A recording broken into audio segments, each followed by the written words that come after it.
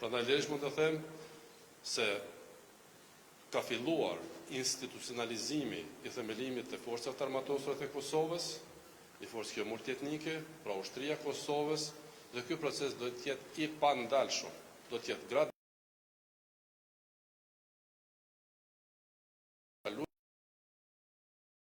Stabilitetit edhe në vend, edhe në rajon, por edhe në misionet paqësore në botë. Jemi në një pozicion të rëndësishëm, mund të them lirisht, në një pozicion të favorshëm, por a mjafto kjo. Ja them me bindje të plotë si president i vendit, se ne duhet lëvizim më shpejt. E që të lëvizim më shpejt, po flas për antarësim në organizatat ndërkombëtare dhe konsolidim plot të shtetit tonë, atëherë duhet marrëm edhe vendime jo të lehta.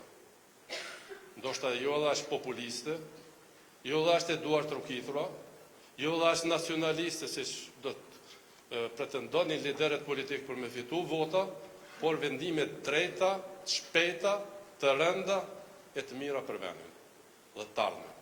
Por duke mos mbetur peng i folklorizmave apo romantizmave të së kaluarës.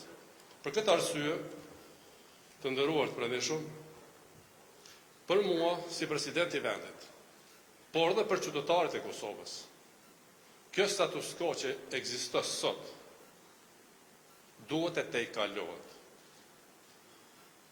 Kjo status quo sot paraqet rreziqe për regres.